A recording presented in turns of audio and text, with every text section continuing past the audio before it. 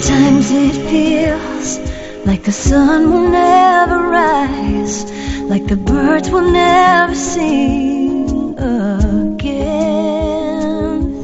Believe in a power greater than what you are going through. When you don't know what to do, keep breathing. That's right. When you don't know what to do, just keep on breathing. From the City of Angels in Los Angeles, welcome to all my listeners out there in Radio Land. I'm Dave, the Caregiver's Caregiver at caregiverdave.com. Also coming to you live and on demand 24/7 on numerous syndicated radio and podcast networks on 26 global audio and video platforms, iHeartRadio, iTunes, YouTube, Spreaker, SoundCloud, a ton more. And in fact, we're proud to be voted number 2 Caregiver podcast of the top 50 on Player FM, and number 2 on FeedSpot, out of the top 60, and number 2 on caringvillage.com. And we have an especially exciting show planned for you today. I'm excited. What's the one thing that you can do for free that can help restore peace for you and those you care for? Well, our guest, David Combs, is a songwriter, entrepreneur, and successful business executive. For the past 4 decades, he has written over 120 songs and created 15 albums of soothing, relaxing, instrumental piano music, including the popular standard Rachel's Song. His music has been played millions of times on radio, satellite, and all internet streaming media. And now, today, on Caregiver Dave, he's the author of the best-selling book, Touched by the Music.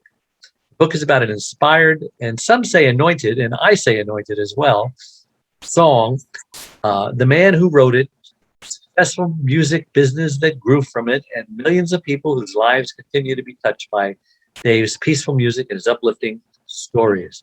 I've listened to his song, Rachel's Song, and I must say that I too was overwhelmed by a spirit of peace that came over me just by listening to it. I mean, it doesn't make sense. It's just piano music, but it's special. And we'll play it for you later in the show.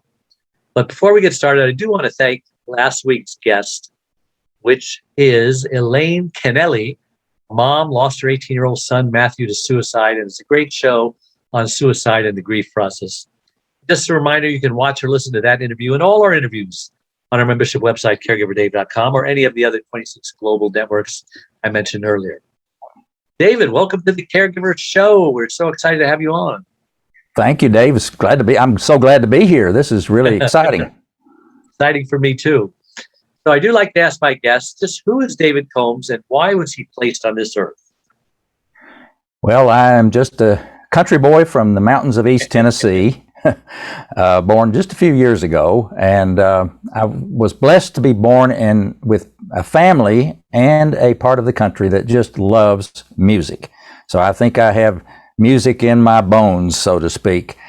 And I grew up basically around music, and I started my career in computer programming and information technology, and did that for like 22 and a half years.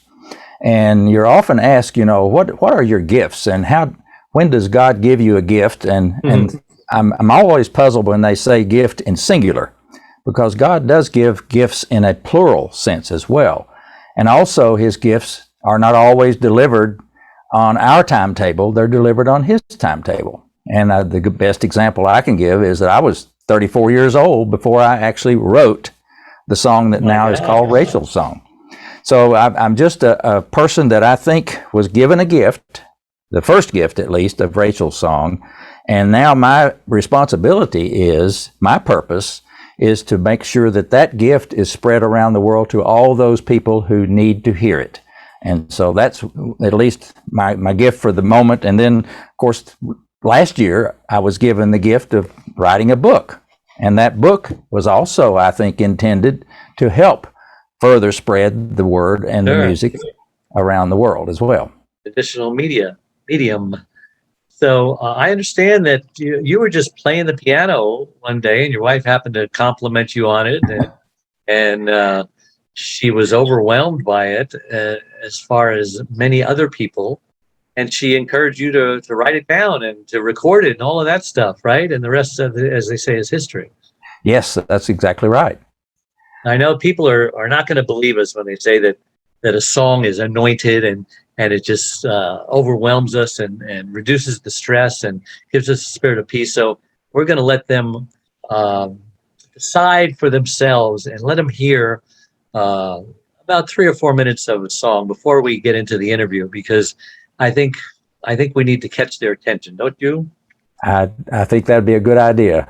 So I'm going to share my screen of the YouTube, and you're going to share your screen of the audio.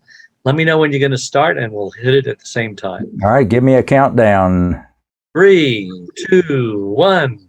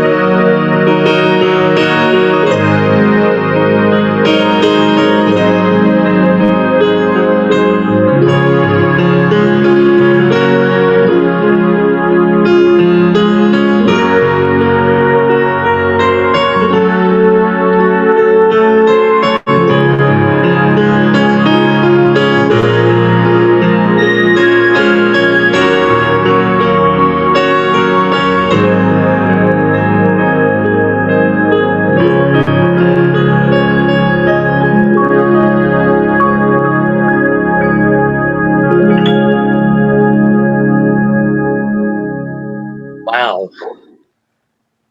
That's amazing. I was almost falling asleep there. Well, I really truly hope that there's a lot of people whose ears will have heard that for the first time and really be blessed by it. As you could tell from the notes you read on the screen, those are just a small sampling of over 50,000 that I have received, Dave, over the years. 50,000. And wow. So all those people can't be wrong, can they? I hope not. Right. It's it just is mind-boggling. It's got to be a miracle that a song can do that to a person, because there's a lot of instrumental songs out there. I mean, Emmy-winning songs, but they don't seem to have the same effect that this one does. What's Right. your logical explanation of it? Well, first of all, I am a scientist. I'm a math major, physics minor, and I'm very analytical normally. And I guess it's a miracle that I got off my analytical side and got into the creative side and actually wrote a song. But anyway, I've thought about that so many times, and I've asked a lot of people, and I've never gotten a real thorough answer on it. But I think that it has to do with the fact that music reaches into a certain part of your brain and your body that no other sense, one of your senses, reaches.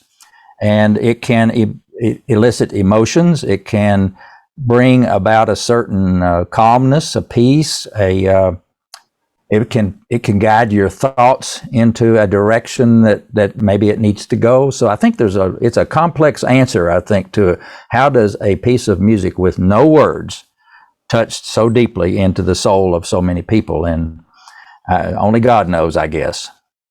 Well, the Bible has great poetry like the Book of Psalms, which for generations has been a source of comfort, and those are songs also that King David had written. And we don't have the blessing of having the melody, but we have the words. And those words, I would say, are anointed. Wouldn't you?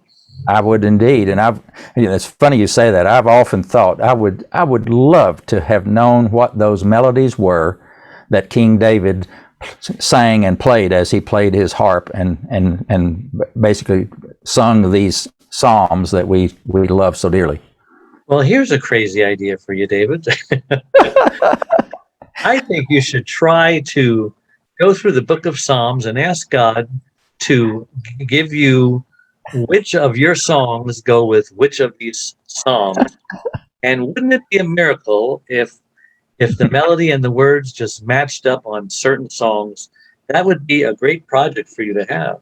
And you heard it first here on Caregiver Dave radio show. You are right about that. Nobody has ever come up with that one, Dave. That's great.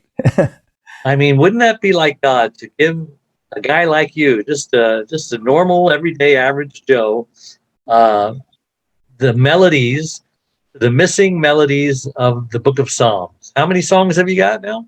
I've written 120. I've recorded 170, but a lot of those I didn't write. But I've written over 120.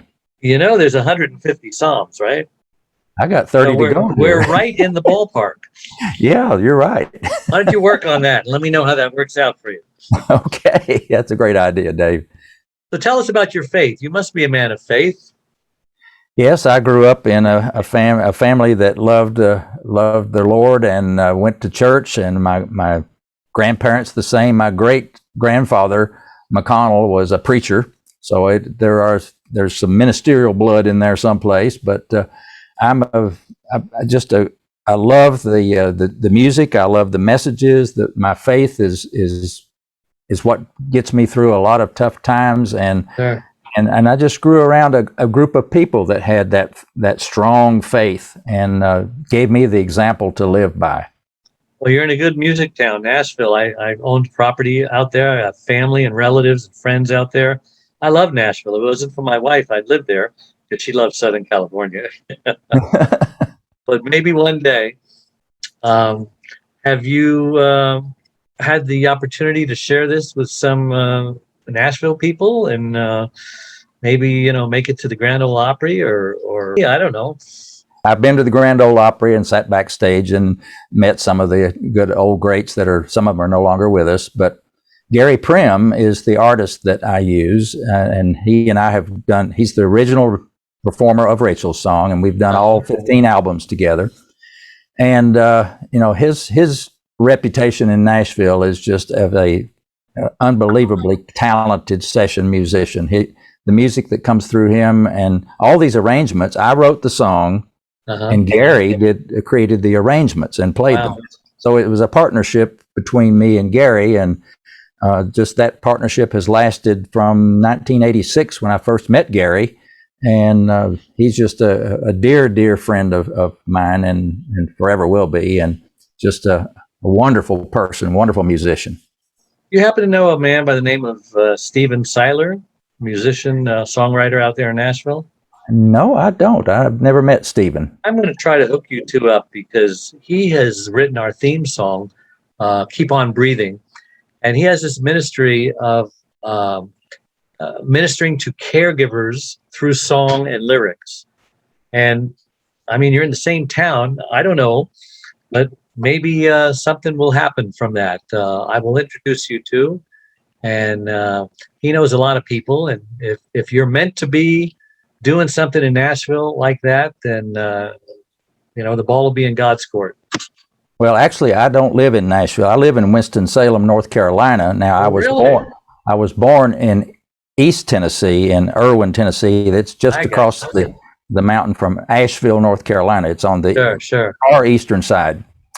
But I love Nashville without an N. Yes. yes.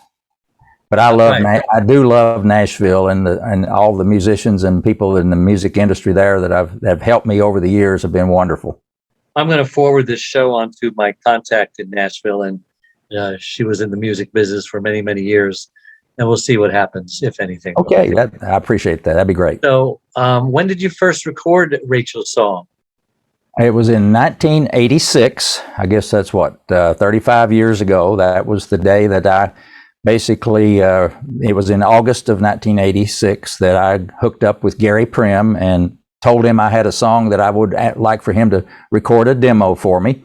He immediately agreed that he'd be glad to do that. We met at a studio, a little tiny studio, a couple of weeks later, and he brought in his Yamaha DX7 synthesizer and sat down at the little baby grand Yamaha piano there in the studio, and he began to play my song. And this is the first time I'd ever had anybody play my song except me. And so I'm standing in the control room with the engineer, listening to Gary perform my song for the first time in his arrangement of it. And how different was the arrangement from what you did? Well, it's the same melody and so forth, same chord structure, but his embellishments, as you heard it, it's very lyrical and very full. And not only did he play the piano, he added, as you could hear in the recording, electric piano, strings, some horns, and it was just basically filled it out with it sounded like it was playing with an orchestra. And I was blown away. I walked out of I don't know if I must have floated out of the studio because I was just on cloud nine. And it was just an unbelievable revelation to me that here I walked in with a piece of paper with some notes on it. And I walked out with the exact recording. The recording you just heard is that original demo recording, unchanged. Nothing's changed. That's the original thing I heard in that studio in August of 1986. He must be a very anointed composer as well.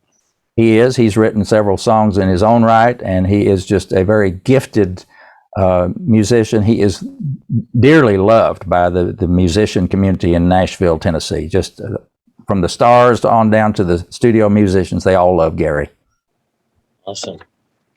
So what do you hope this book and the song will do? Well, in the book, it's called the epilogue in the book, it tells what I did last year with my music. I was sitting at home like everybody else in a kind of a sequestered situation, wondering, when are they going to unlock the doors and let us go anywhere? And so and you may recall the days that the news media were talking about the plight of the folks that were in nursing homes and assisted living facilities. They were basically in lockdown. And here you have then caregivers, which this show is all about, that were basically locked out. They couldn't go and give care to that loved one that was in the nursing home they wouldn't let them in the facility. And so can you imagine, and I could imagine because I spent 2.5 years with my mother in an assisted living facility, and I know how much my daily visits to her meant. Well, you take that away, and all of a sudden the stress level has just got to go all the way through the roof, and I couldn't imagine it. And so I knew from the thousands of letters and notes that I'd gotten that my music had an effect of giving people peace and calm and relaxation. And so I said, well, I need to find a way at least to get my music into the rooms and the facilities where these people are going through this stressful situation. And so I created YouTube music videos, like similar to the one that we just watched and heard. Mm-hmm. And I created one song length versions of them. I take one song and my photography and create one.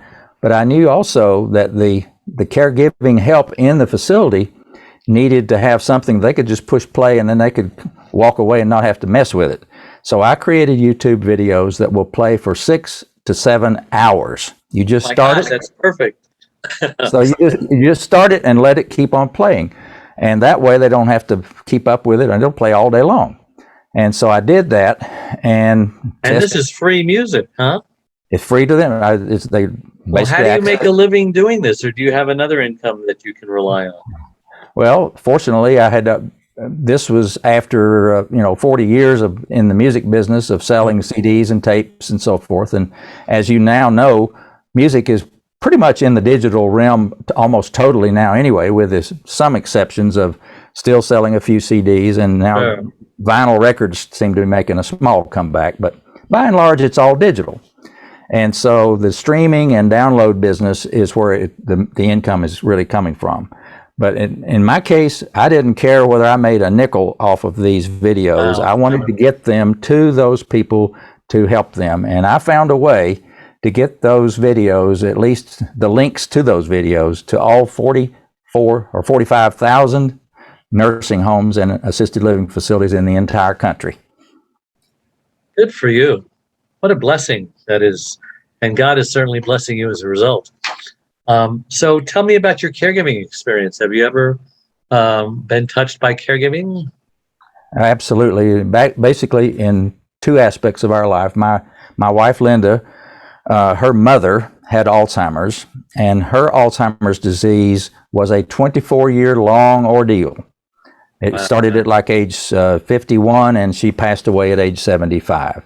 So Linda and I saw up close and personal all that progression of Alzheimer's disease all the way up to the very end, and all the caregiving aspects of it and how much that is so needed, whether it's to her. And as in the latter parts of Alzheimer's, it's not the patient that is the one that's suffering, it's the family, because Linda's caregiving of her father, who is still living, and all of us that were having to deal with it. So that, from my wife's standpoint, was our first experience with really firsthand caregiving. And then in 2014, my mother needed to go into an assisted living facility for health reasons. And I was fortunate enough to get her in a facility close to where we live. Mm-hmm. And I would go out to visit my mom every day up till the day she passed away. So I was able to see up close and personal how much my visits and all of the caregiving that took place in the facility, from the activities directors, the nursing facility, all of those people that care for the people in the facility. So I firsthand had an appreciation of what they went through. And that was when I realized that I knew those activities directors needed a tool to use to help calm their patients and their residents down. And that's when I created these videos I talked about a while ago. Wow. That's an amazing story. What do you hope to accomplish with the book? Well, the main thing I think is that it's just another vehicle to get the word spread about the effect of my music. When you go on, people that go on Amazon.com or bookstores or whatever, and they're looking for books about inspirational books about music or whatever, hopefully they'll find my book. And I'm almost certain that if they read any of this book, they will go and listen to Rachel's song. I mean, I can't imagine somebody not doing that. And if they do, then they're going to be blessed. And so my real motivation for writing the book was to tell my stories, but also to motivate people to go and find this wonderful God-given music that I know will bless their lives. Tell us a story of what you did with your music and photography in 2020 for all the caregivers in the U.S. Is that what's on your YouTube page? That's the last chapter, the epilogue in the book. Yeah, how did you come up with all those pictures and the quotes? Was that difficult to do? Because it Well, looks like it just was made to be there. Well, the photographs, I'm also a photographer, and I love taking pictures of landscapes and flowers and all that kind of thing. Have all my life. So I have thousands and thousands of wonderful, beautiful photographs. And then the source of the quotes were those 50,000 notes and letters that I had received over the past 40 years. And my wife and I, during the pandemic, we said, well, let's get all these boxes of these things out and set them up on the pool table, and so we can see what they all look like. Well, wouldn't you know that it completely covered my pool table? You couldn't even tell there was a table there. It was about maybe 2 or 3 feet thick all over the pool table. Well, that's what 50,000 letters and notes looks like. And I reread a lot of those, and special ones I actually put in scrapbooks. And if you want to be inspired, just go back. If you don't read anything else in my book, read chapter 21. And that's the chapter that has a bunch of those quotes and notes in there from the people who have written to me. And I reread those periodically. I read through them today just to refresh my inspiration and say, well, yes, Lord, I understand that's what I'm supposed to be doing, because these people that don't even know me heard the music and told me how deeply they were blessed by the music and touched. That's amazing. What is the most amazing, outstanding, awesome testimony that someone has ever given you that you is just unbelievable? 50,000. Can you come up with one? Well, there's one and I tell this in the story is in the book. It's about a young couple who were in the hospital to have their first child. And they go into the hospital with the expectation of coming home with a brand, beautiful baby and so forth. And unfortunately, during this episode, the child didn't make it. And so on their way home from the hospital, after losing their little baby girl, who they had already named Rachel. Wow. And they were on their way home, so sad, I'm sure they were in tears anyway. This is a different Rachel, right? Yes, this is a different Rachel. There are lots of little Rachels. They named their child Rachel because of your song? No, they didn't even know anything about my song. Oh, this was their little girl named Rachel. And so on the way home, on the radio comes this instrumental song that they'd never heard before. And they looked at each other and said, that song sounds like our little Rachel telling us that everything is going to be okay. I'm at peace and so forth. And they just started tearing up. And when the song finished, the DJ on the radio said, "You've been listening to the music of Rachel's song." Well, it's just they almost had to stop the car. They were crying so hard, and they finally tracked down my song from the radio station, got a copy of it, and then it was 25 years later, I get an email from them telling me the story. I did not know this story at the beginning. They wrote me a long email about telling this story and how much that song, every time they play it, still brings back a connection between them and their little Rachel that they lost 25 years ago. And that's just one of those really, as my wife said, when those letters and notes come in, there's a Kleenex attached to it. Wow. As you're talking, I'm going through a psalm in my mind. They that wait upon the Lord shall renew their strength. They will mount up on wings like eagles. They will run and not grow weary. They will walk and not be faint. And those words, I think, would work with the opening lines of the opening melody of Rachel's song. I'm really serious. You need to look into this, because you've told me some amazing stories that are just unbelievable, where obviously it had the hand of God on it. This is not out of line. This is not out of the ordinary, that God would use a guy like you, elderly, towards the end of life, and you bear the secret to the melodies of the Psalms. There's got to be an explanation why these songs, why this music profoundly touches someone. And certainly if these were the missing melodies of Psalms, we would expect it to affect us in such a way, wouldn't we? Absolutely. That's right. I know you're a very humble man, and you probably don't feel worthy that if anything like that should ever happen, but just swallow your pride and go in that direction, and then come and talk to me a year later and let me know if anything came from it. Well, I just can't feel I feel it so strongly in my spirit that you need to investigate. Well, I really, as if you had nothing else better to do, of course, because you're so you're not busy enough. Right. Well, I sincerely thank you for that. That had never occurred to me to even look into that. And there you go. Be careful what you ask for in your prayers. Sometimes you may get it, right? And so I'll pray about that, and we'll see what happens. Well, thank you so much for being on the show. You were a joy, and I've never had a guest like you on before. Well, thank you, I think. So I just want to thank everybody who tunes in week after week. We appreciate you listening to the Caregiver Dave radio show. And just a reminder, this show and all our shows are on our podcast, caregiverdave.com, our 26 global and audio platforms. And just a reminder, a free membership support group, which is caregiverdave.com, has lots of tools and resources, free gifts. Please click the like button below if you're listening to this on YouTube or any other platform. It just lets Google know that this is an important show, and the analytics will get it out to more people. So to all my listeners, thank you again for tuning in each and every week. So until next week, same time, same channel, may God bless you richly. Bye-bye. And thank you, sir.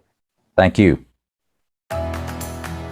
Dave Nasani, the Caregiver's Caregiver, has just released his 6th book entitled It's My Life Too, Thrive to Stay Alive as a Caregiver. It was specifically written for caregivers who know they should be putting their needs first, but just don't know how. Dave is the sole caregiver to his wife, Charlene, since 1996. He knows firsthand what caregivers are going through, because he is one. He now speaks all across the country, offering caregivers his amazing caregiver support package. Even the airlines tell us that in the event of an emergency, to put your oxygen mask on first before you help your child with their mask. They know that those who don't heed their advice often black out, thus becoming unable to help either themselves or their child. And caregivers are exactly the same way. It's My Life Too, Thrive and Stay Alive as a Caregiver will help caregivers who are neglecting their sleep, diet, and social life and learn to put their needs first. Pick up your copy today or buy one for your special caregiver, on sale everywhere and at caregiverdave.com. Sometimes it feels like the sun will never rise, like the birds will never sing again.